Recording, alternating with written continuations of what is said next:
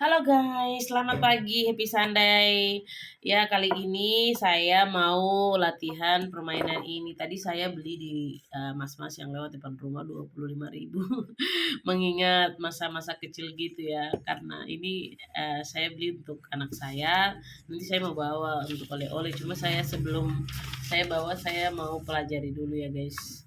Saya mau bukan pelajari karena ini memang saya nggak pernah main. Ini musiknya nggak pernah aku main, aku selalu dengar cuma nggak pernah main, jadi baru muncul.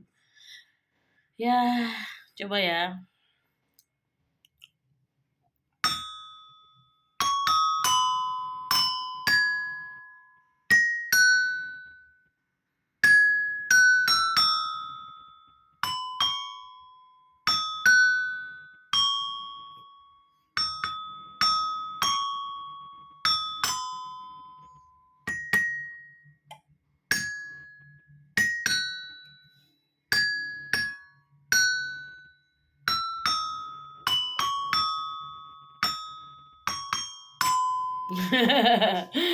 Jadi ini permainan ini agak sedikit gimana gitu ya teman-teman.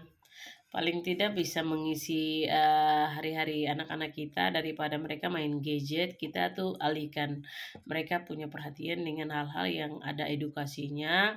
Jadi kita bisa alihkan untuk mereka yang sesuai minat mereka ya. Mereka yang suka main musik bisa kita dukung untuk mereka tuh main musik seperti gitar, piano, atau mungkin alat-alat musik musik lainnya yang memang digemari atau disukai oleh anak-anak kita. Jadi supaya gadget atau handphone itu jangan selalu ada sama mereka, namun kita bisa mengatur waktu, bagaimana kita memberikan waktu yang tepat pada saat anak kita tuh memegang handphone ya.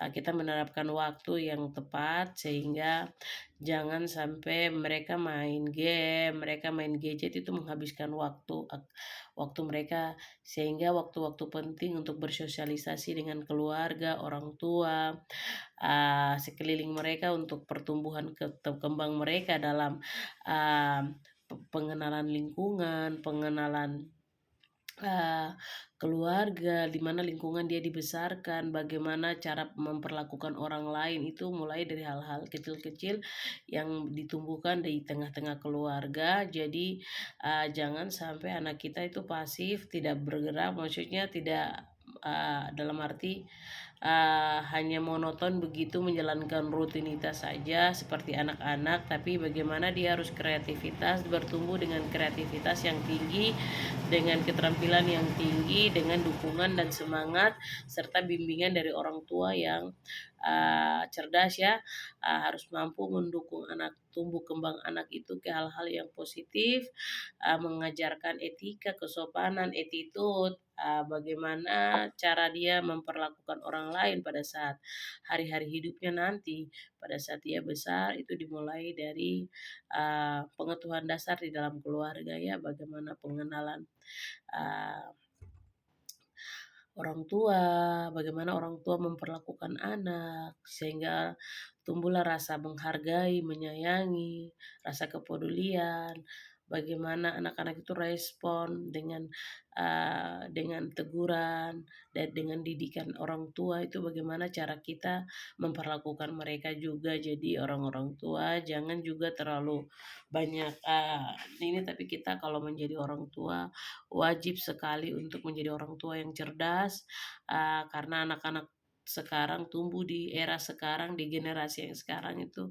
eee, kita harus punya kecerdasan yang tinggi melawan segala macam perkembangan yang memang sangat melesat sekali, sehingga kalau kita tidak hati-hati untuk memperhatikan anak-anak kita dalam tumbuh kembangnya, akan mempengaruhi mental mereka, akan mempengaruhi psikis mereka, psikologi mereka, sehingga bagaimana mereka akan memperlakukan dunia luar, bagaimana pola didik kita ya, pola didik kita sebagai orang tua, dan di mana di tempat dia belajar, dia sekolah, dan yang paling utama dari dasar pengetahuan yaitu bagaimana kita mengajarkan dia kepercayaan sesuai iman kita masing-masing. Jadi untuk bagaimana dia mengerti, dia juga kita tanamkan kepercayaan daripada pengajaran-pengajaran rohani, sehingga anak itu tumbuh dengan bekal yang baik, menjadi anak yang berpikir positif, anak yang kuat, sehat, anak yang disiplin, anak yang sopan dan baik ya perlakuannya kepada sesama. Itu aja mungkin tips-tips saya di hari Minggu ini. Semoga ibu-ibu muda atau ibu-ibu muda jangan patah semangat. Apapun kondisi kita, lahir dari keluarga yang seperti apa, kita tidak bodoh, kita mampu kok mendidik dan mengajar anak kita untuk menjadi orang-orang besar, menjadi anak-anak yang cerdas di masa depan.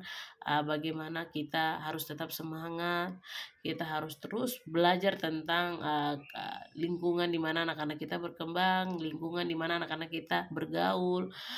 Kita mengedukasikan dengan cara yang positif, dengan cara pendekatan-pendekatan secara kasih sayang antara orang tua dan anak, jangan dengan pola didik yang kasar, pola didik yang mengeluarkan kata-kata yang negatif, yang menjatuhkan, bahkan menjatuhkan mental mereka hingga mereka tuh tidak mampu bangkit. Tapi kita sebagai keluarga lah dasar di mana anak itu bertumbuh, berkembang menjadi sesuatu yang baik atau buruk, itu di mana pola didik kita dasar daripada keluarga ya. Jadi keluarga itu penting sekali. Jangan menganggap hari-hari ini biasa-biasa saja, tapi apa yang kita tanamkan hari ini itu menjadi bekal untuk anak-anak kita nanti. Pengawasan, bimbingan, kontrol itu fungsi dan kontrol orang tua benar-benar kita jalankan sebagai orang tua.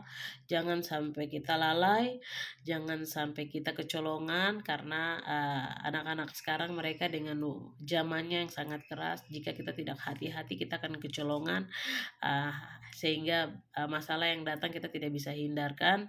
Tapi kalau kita cerdas, kita mampu untuk memilih resiko, kita juga harus cerdas bagaimana cara untuk mendidik, membimbing, mengajari pola didik yang baik, positif, penuh kasih sayang, respon, sehingga dan mampu menerima kondisi anak kita apapun itu. Jangan sampai ada penolakan-penolakan dari mulut kita untuk anak kita, tapi walaupun mungkin di dalam dunia luarnya dia ditolak, tapi keluarga ya lah yang mampu untuk bisa menerima keadaannya, entah itu baik atau buruk. Kita harus mampu memperlakukan dia semestinya, untuk dia merasakan sebuah kehangatan, dia merasakan sebuah kepedulian yang tinggi. Oke, baik teman-teman, sahabat muda dimanapun saja kalian berada, dan untuk ibu-ibu muda tetap semangat ya.